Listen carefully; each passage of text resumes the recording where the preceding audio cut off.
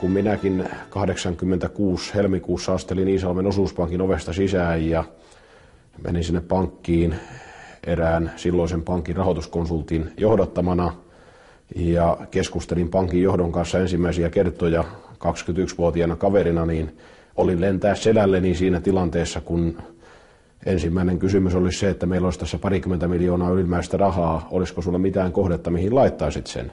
Kun tulimme pankista ulos, meillä oli muovikassissa 500 ja 100 markan seteleitä ja siitä lähdettiin. Ja muistan vielä, kun pysähdyttiin tuon Kuopion ja Iisalmen väliselle eräälle huoltoasemalle silloisen yhtiökumppanini kanssa.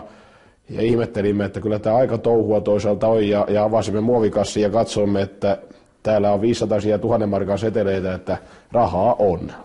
Tietysti se oli lennokasta aikaa. Silloin laitettiin rahaa sileeksi. Meillä oli muutamia 500 000 markan autoja, 1 000 000 markan vene ja rahaa laitettiin menemään niin, että parhaana iltana lasku oli 30 000 ja sitä luokkaa, että 86 vuoden aikana 600-700 000 markkaa meni viinaan, lauluun ja naisiin. Kyllä siinä kieltämättä sellainen kiehtova, jännittävä fiilis on, kun isoja rahoja käsitellään ja niiden kanssa liikutaan ja toimitaan, niin rahalla on kuitenkin valtaa ja tiedät sen, että kun lähdetään liikkeelle ja lyödään rahaa pöytään, niin aina ovet aukenee, että ei ollut ravintolaakaan varmasti Suomen maassa, johon ei sisälle päästy, kun portsarille mennen tulle ja palatessa annettiin 500 markkaa käteen ja parhaalla kertaa taidettiin antaa 1000.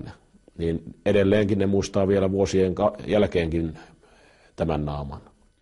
Olet yksi niistä harvoista pankkikriisin aiheuttajista, joka on myöskin tuomittu. Olevatko siis muut pelimiehet lainkuuliaisempia?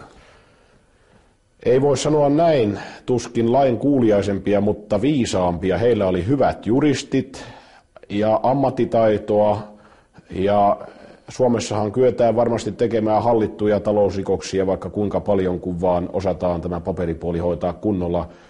Tulee mieleen se, että missä on todella tämä meidän moraali, sitä peräänkuulutan, että pientä tavallista makkaravarasta viedään kovaa vauhtia linnaan ja yhteiskunnan huipulla olevat vaikuttajat, joilla mahdollisesti joillakin voisi olla myöskin jotakin toimissaan tutkimista ja selvittämistä, niin päästetään kuin koira veräjästä.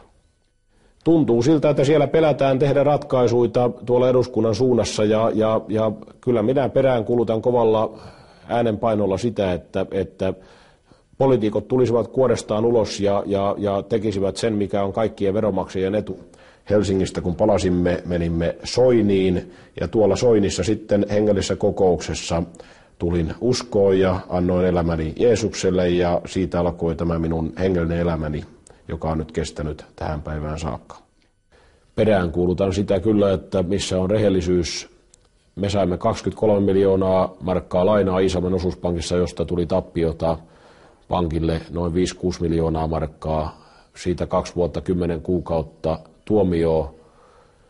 En tiedä, että onko se oikeudenmukaista, mutta jos yhteiskunnassa tällaiset lait vallitsevat, että yksi porukka saa kärsiä monien muiden puolesta, niin olkoon sitten näin.